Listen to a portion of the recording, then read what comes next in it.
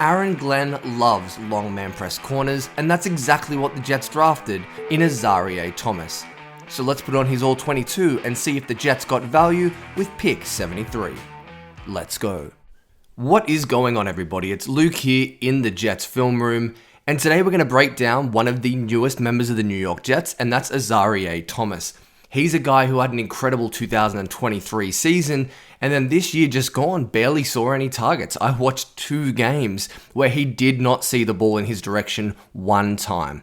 So what does he do really well? I want to focus on his best and worst trait in this video, and by far it is man press corner. He is 6'1", he is rangy, and he is going to be physical at the line of scrimmage. He's at the top of your screen here, left-hand side of the formation for the Seminoles.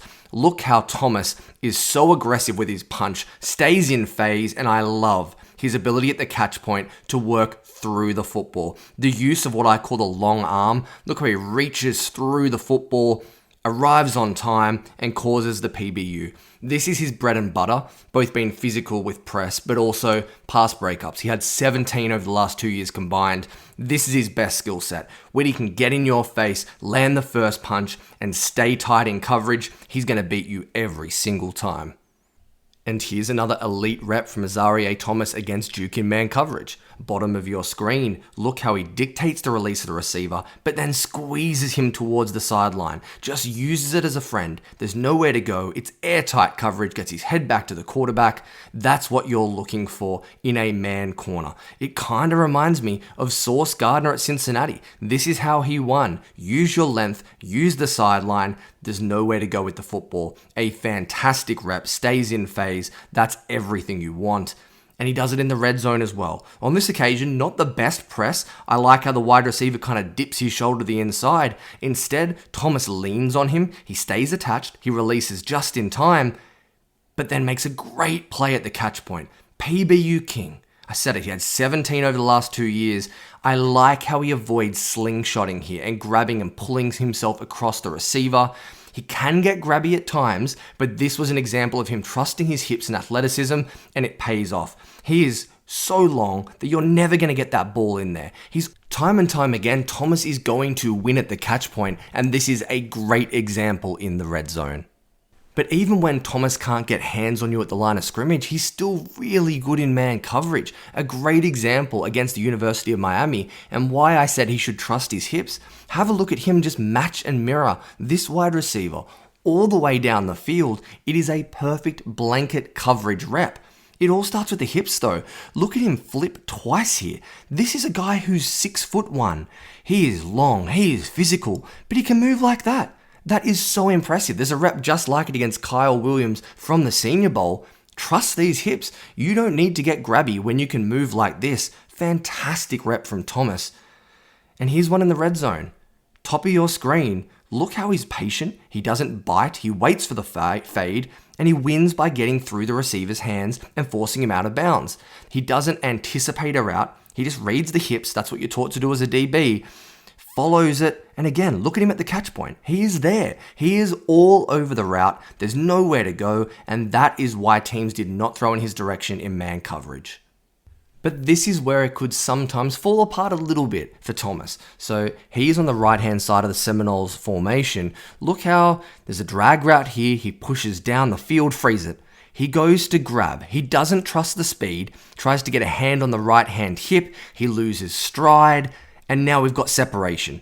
Like that receiver is in a dangerous position. When he gets in trail technique, that's when he starts to panic and not trust the deep speed. We have to do a better job just trusting we can flip our hips and run vertically down the seam with the receiver. He doesn't. He goes to grab, and that's when his hips look a little bit clunky. But it all starts with not trusting those movement skills that we've just seen pay off for him 2 times in this very same game. I do not want to see him get grabby at the top of routes. This is either A, going to be a hold and a 5-yard penalty and automatic first down, or a very big completion. And another example, just to kind of show it was a bit of a pattern, from the bottom of your screen this time, he loses at the line of scrimmage a little bit. He gets his stab in, but the receiver gets to the inside. He doesn't like that and goes to grab again. This trail technique seemed to be dangerous. Didn't trust the speed. I understand it's probably the weakest part of his game, and we get in a worrisome position. It's nothing huge, but that's the negative I've seen from him in press coverage. But now let's transition to, by far, the biggest weakness on the Azareye'h Thomas film. It was his tackling and run support. It's very similar to Sauce Gardner, and it's weird. He is so physical and aggressive in press, but then it comes to tackling and he wants to go low and miss time after time. Left-hand side of your screen, look how he comes downhill, reads it really nicely. He's in a great position, but he goes for the ankles, hate that from a DB, and he skips away and he's gone. We cannot have this in the NFL. I know Jets fans hated it about Sauce this year. He missed too many tackles, and I saw a very similar tackle zone from Azareye'h Thomas. This game was really weak in this department. As good as he was in man press, this was almost as bad. This time, bottom of your screen. Again, Thomas coming up makes a good read, but leaves his feet and look where he's tackling. Below the knees, towards the ankle, there's too much margin for error. Your head goes down. That's not how we want to be tackling. Again, there's 6 or 7 yards as a result of Thomas leaving his feet. We have to clean this up in the NFL. Kind of snuck in coverage as well, going back to that Miami game, top of your screen, backpedaling in this cover 4 technique, gets back downhill, a little clunky at the top. I don't mind it though. He's in a recovery position. He's here to shut it down. Themes, guys. That's what I look for in my reviews. We cannot leave our feet, duck our head, and let a receiver or running back go straight past us. It happened 4 times in the 4 games I watched, and that was a bit of an alarm bell for me. Last one. Again, going back to this Duke game, sorry to harp on it. The instincts are really, really good. He sees it's a slant, but reads the handoff. Great ability and agility to get back downhill. Same thing. I don't want to sound like a broken record, but you can see what the negative is on Thomas's film.